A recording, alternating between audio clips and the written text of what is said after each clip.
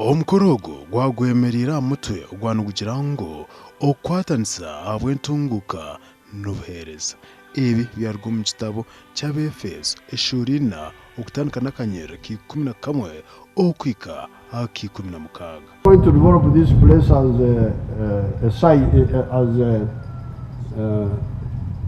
a memorial site like we did in Namugongo. I want to congratulate the Ugandan believers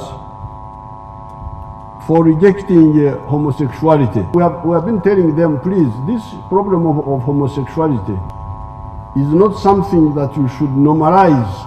President Museveni yanja kushaba abantu ba Kitgum okonja kwejuma mu program za government baongere kuranisa obworo. Abareberezi w'ekanisa ya Uganda Samuel Stephen Kazimba Mugaru yasiima government ya Uganda abo kureba ngo nejuka ebirungi ebijyana Luwum yakorira ihanga okwikana kutaho ekiro cyo kumwejuka. Appreciate you all for building an income generating project in Kampala, which is called Janani Luwum Church House. Our appeal to the government is to pay us the compensation of the land at Makerere, because the valuer made this report in December 2021.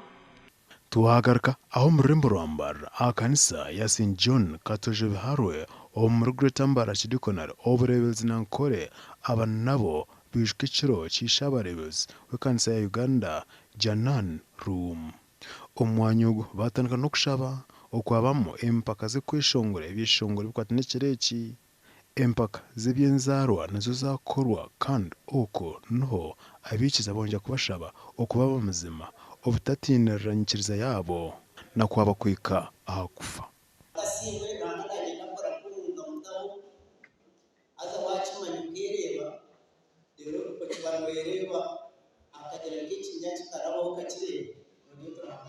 Ego kwikirizo kwamire tutari kutina tutari kubanganisa amesho tugahandira Yesu wenka ahabwo kuba ekigambo cyarahangana kigira ngo nenji ekiri tutanisa no kunda kwa Kristo dini nk'ikintu cy'amani bene tsima ruhanga nk'abantu babiharwe twakije kuzana akahindo kingi twatahindeka y'abakristayo abakare auka obunyankore bwa kare tukarengubyaza kweba kandi byako mwencho turi kubyishira tukateka no kushemerwa kuhango abwizobere kandi yitwe nk'ikanisa yabiharwe ntikuza munonga abo kugira ngo abishemwe bagwanira burungi bw'ekanisa ya Kristo.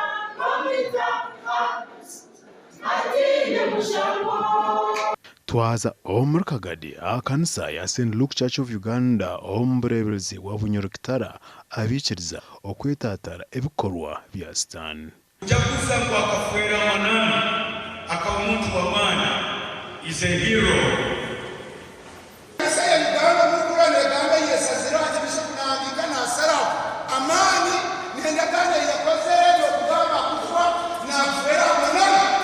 Tukatufera bumazi kandi yakwere dini ye akihayo bamtwara mu nkomo umugenzi Janani Luwum kanyowe ikinkumwega obumanzi nibo bwabeire bwingi muno tukwebembera abantu leka tukanyisa obulungi abantu basemererwe tukehyo obubinambira abantu abakuganya obuli bwenguzi okutagambwaho. Aba TV West disenyomo Gideon Christopher Mbisibwe na Thomas Tumwebazi.